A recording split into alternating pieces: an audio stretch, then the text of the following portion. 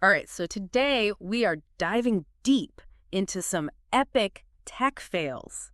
Ooh, fun. Yeah, those moments when companies, kind of swing for the fences and they totally miss. Yeah. We're basing this on a great rundown from Tech Drive Play that highlighted some of 2024's biggest flops. Yeah, I was reading that article. It is pretty wild. Oh, yeah, and trust me, some of this stuff is going to make you cringe. For sure. But, it's not just about laughing at these mistakes. Like, Right. understanding why these innovations failed Hmm. can teach us so much about the tech industry and what consumers are really looking for. Yeah, and sometimes these failures, they reveal these anxieties we have about tech or trends that are worth, taking a closer look at. Absolutely. Okay, so let's start with Apple. Okay. A company known for its marketing genius. Right. But even the giants stumble, and their crush ad campaign for the iPad Pro is a perfect example. Oh, yeah. Okay, so picture this a hydraulic press, the Mhm. kind that turns cars into scrap metal, obliterating traditional art supplies like pianos and guitars and paint palettes. Hmm. And that is what Apple decided to use to showcase the power of their new iPad. It's interesting on the surface. The message seems to be like, hey, the iPad is so powerful that it can replace all these tools. Right. But if you dig a little deeper, I think it reveals a pretty tone-deaf understanding of how artists really feel about their craft. You know? Yeah, so they were literally crushing art supplies to show off the iPad's power. Pretty much. Did no one at Apple think about how artists would react to this, especially with all the talk about AI taking creative jobs these days? It really feels like a classic example of a company misreading the cultural moment, Hmm. and their target audience. They were so focused on showcasing the iPad's technical capabilities that they completely overlooked the emotional connection artists have with their tools and Right. have very real anxieties about being replaced by technology. And the backlash was pretty intense, right? Oh, absolutely. Mm. Artists and critics slammed the ad for being insensitive and out of touch. Yeah. And, it even tapped into this bigger fear about AI replacing human creativity, Right. which is a huge issue right now. Yeah, for sure. Apple ended up turning off the comments on YouTube, and they eventually had to issue a public apology. Wow. But the damage was done. Yeah, and then Samsung swooped in with this genius marketing move. They released an ad for their Galaxy S9 tablet Right. with the tagline, "Creativity cannot be crushed." Ooh, I love that. Talk about seizing an opportunity. It was brilliant because not only did they highlight the emotional aspect of art that Apple completely missed, Right. but they also positioned themselves as the more sensitive and understanding brand. Hmm. They turned Apple's blunder into their win. Yeah. This whole situation is like a masterclass in knowing your audience Right. and understanding, the broader cultural context. Okay, so that's a tough act to follow. But let's move on to another contender for the "What Were They Thinking" Yeah. award. Okay, let's hear it. The Rabbit R1 AI device. I've heard of that one. Yeah, this thing was so hyped as this pocket-sized revolution, this personal AI assistant that was going to, change the way we interact with the world. Oh, okay. And for only $199. Wow. It promised all these features like an AI-powered camera and voice activation. Yeah. It sounded amazing. Hmm. But then reality hit. What happened? The reviews started pouring in. Oh, no. And they were brutal. Oof. I mean, on paper, the feature sounded really impressive, but in practice, it was a completely different story. Okay, but how does AI actually even work in a device that small? Like, was it just overloaded with features it couldn't handle? Yeah, that's a great question, and I think it gets to the heart of the problem. Okay. Cramming powerful AI into a cheap and small package is really, really difficult. To hit that $199 price point, they probably used, simplified algorithms Mhm. and lower quality components, and that led to poor performance pretty much across the board. Oh, wow. Like the object recognition was unreliable, Yeah. the battery life was terrible, and the scroll wheel was just clunky and awkward. Yeah, and reviewers were saying the screen was too small and the audio quality was bad. It really seems like they tried to do too much with too little, and the whole thing just fell apart. It's classic over-promising and under-delivering. Yeah, Consumers are getting more and more tech-savvy, right. and they can spot a gimmick from a mile away.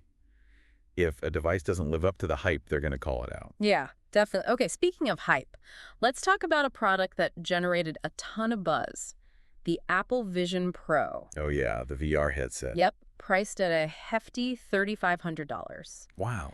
This was supposed to be Apple's grand entrance into the immersive experience market. Right. Everyone was so excited about this. People were lining up to get their hands on this supposedly revolutionary device. And then the reviews started coming in. And the initial excitement quickly faded. Oh, no. People started reporting discomfort after wearing the headset for even short periods. Really? And there were all these complaints about the limited app selection. Like what? No Netflix, no YouTube, no Spotify. For $3,500, you think they'd have the basics covered. Yeah, it felt like a huge missed opportunity, a device with so much potential just held back by these limitations and that crazy high price tag. Right. Makes you wonder about the state of VR technology in general. You know, designing a comfortable headset that people can wear for hours is still a huge challenge. Yeah. Plus, building a robust app ecosystem is crucial for any VR platform to succeed. Right. It seems like even Apple, with all its resources and expertise, still has some work to do. Okay, so from a high-tech headset to a sleek electric SUV, let's shift gears and talk about the Fisker Ocean. Okay, I'm intrigued. It was supposed to be the stylish and eco-friendly ride of the future, but it quickly hit a major roadblock. Yeah, the Fisker Ocean's downfall was a shock, especially after all that hype. Yeah. It had this sleek design, eco-friendly features like the solar roof, and it promised impressive performance. All right. But then came that brutal review. Oh, yeah. From tech reviewer Marques Brownlee. I think his video is even titled, "This is the worst car I've ever reviewed."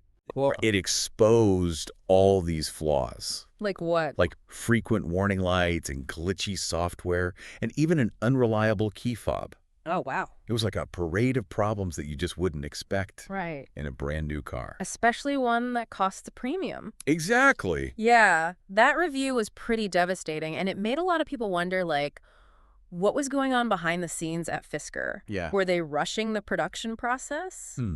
Did they skimp on quality control? It definitely seemed like a startup that was trying to do too much too fast. Yeah, for sure. You know, the automotive industry is so complex. Right. And launching a new car company, especially one focused on cutting-edge electric vehicles, is no easy feat. You need to have the manufacturing down pat, the supply chain in order, and quality control has to be so tight. Yeah. And it seems like Fisker stumbled in a lot of these areas. And then to make matters worse, they filed for bankruptcy Oh, wow. shortly after the launch. Really? Imagine being a customer Yeah. who just dropped a ton of money right. on this supposedly revolutionary electric SUV, Yeah. only to have the company go belly up. What a nightmare. Yeah, talk about a nightmare scenario. It just shows how important financial stability and sustainable business practices are, Yeah, especially in an industry like electric vehicles that's evolving so rapidly. right. You need to have a solid plan, not just for designing and manufacturing a great car, Yeah, but also for navigating the market and managing costs right. and building a loyal customer base. Okay, so we've talked about marketing mishaps, Yeah. overhyped gadgets, Right. a struggling electric car company. Uh-huh. Now let's dive into what a lot of people are calling the biggest tech fail of 2024. Okay. The Humane AI pin, Yeah, I was reading about this one. created by former Apple employees.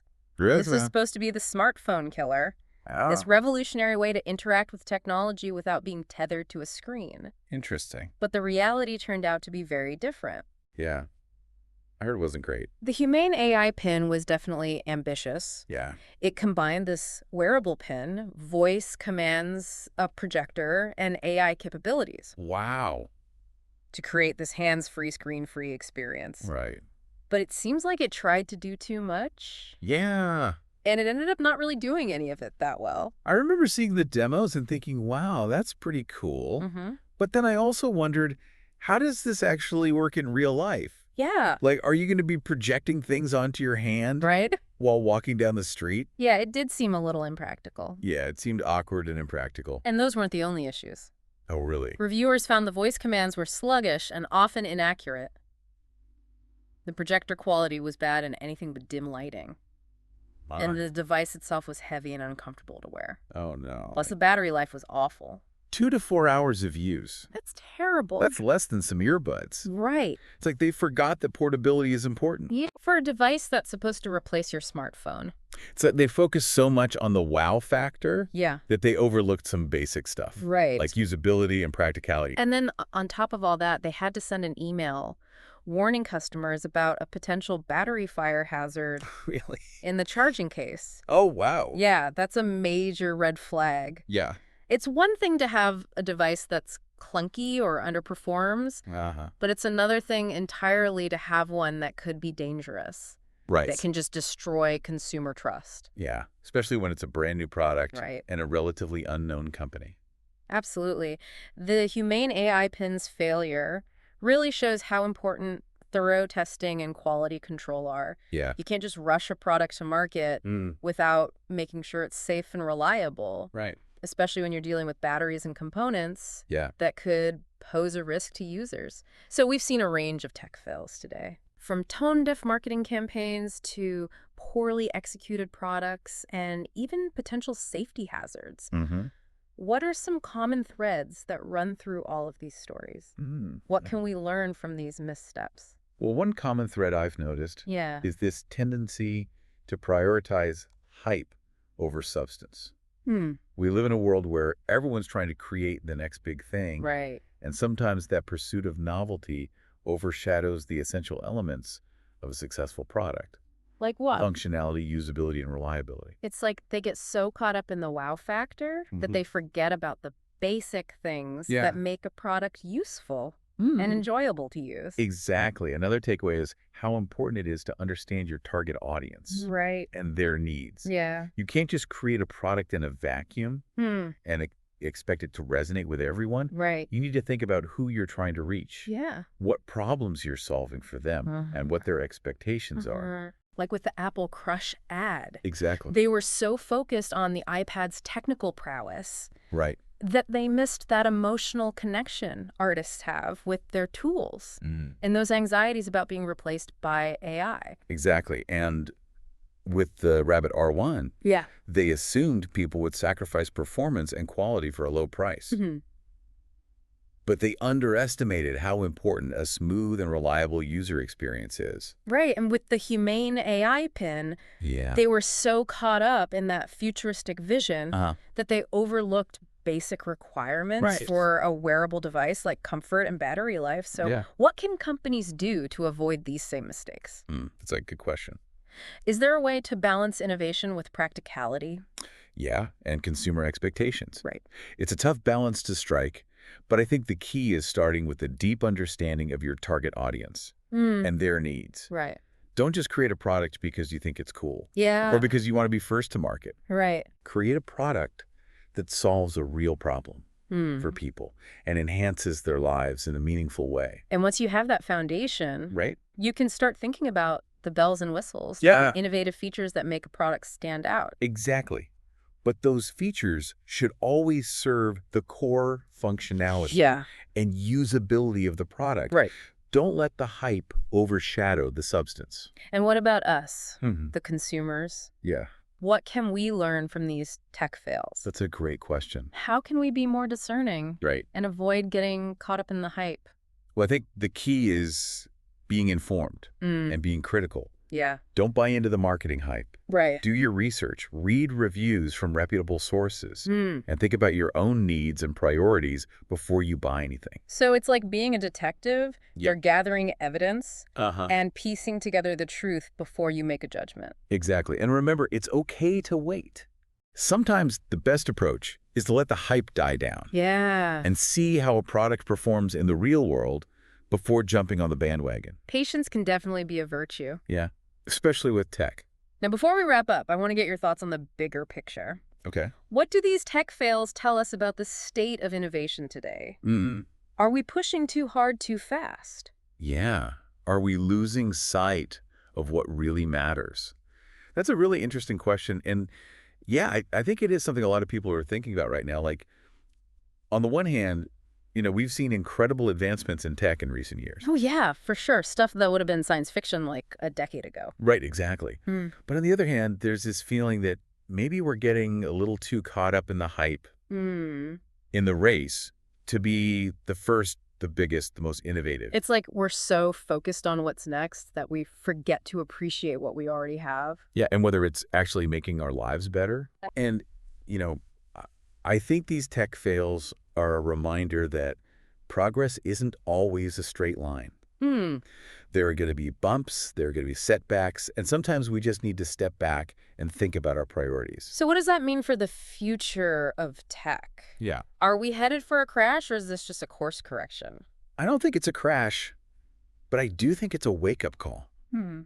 We need to be more mindful about the technologies we create and use. Right. We need to ask ourselves, not just can we do this, but should we do this? Yeah. What are the consequences? So it's about being more intentional. Exactly. Both as creators and consumers. We Mhm. need to go beyond just the hype and Yeah. focus on technologies that have a real impact on the world. And that takes us back to those tech fails we talked about. Mm-hmm. What's next for those companies and those technologies that stumbled this year? Well, some companies like Apple are so big. Right. They have so much brand loyalty. Yeah. They can probably bounce back from these mistakes. They have the resources to learn and make adjustments. Right, and regain that consumer trust. But for others, like Fisker, the road ahead is a lot more uncertain. Yeah, recovering from bankruptcy is really difficult, Mm. especially in a competitive market like electric vehicles. Yeah. They're going to have to work really hard Right. to show they can deliver on their promises. And rebuild that reputation. Exactly. And what about the technologies themselves? Mm. Will those VR headsets like the Apple Vision Pro ever become mainstream? Yeah. Will we all be using them one day? And what about AI assistants like the Rabbit R1 and the Humane AI pin? Right. Will they actually become useful tools? Yeah, that we can't live without. It's really hard to say for sure. Yeah. The potential is there, but it comes down to execution. Hmm. These technologies need to be more user-friendly, more reliable, and more affordable. Right. And they need to offer people good reasons to use them. Yeah. Reasons beyond just the novelty. Okay, so as we wrap up this deep dive into the biggest tech fails of 2024, what's the one thing you want our listeners to take away from all of this? I think the biggest takeaway is that technology is powerful, Yeah. but it's not magic. Right. It's up to us to use it wisely, both as the people who create it and the people who use it. Right, to make sure it's serving us, not the other way around. Exactly. We need to be more discerning, more critical, more mindful about the technologies we choose. Right, and we need to think about the long-term consequences, Yeah. not just the short-term gains. And remember that failure isn't the end. It's a chance to learn. Yeah, to grow and to do better next time. So as we head into 2025, let's keep exploring, keep questioning, and keep pushing the boundaries of what's possible. Yeah. But let's do it responsibly. Right. And with a commitment to building a better future for everyone. Well said. I think that's a great note to end on. Yeah, thanks for being on the show. Of course, thanks for having me. This was a great discussion. Yeah, I really enjoyed it. And to all our listeners out there, thanks for tuning in to the Deep Dive. Yeah, thanks everyone. Until next time, keep learning, keep thinking, and keep diving deep.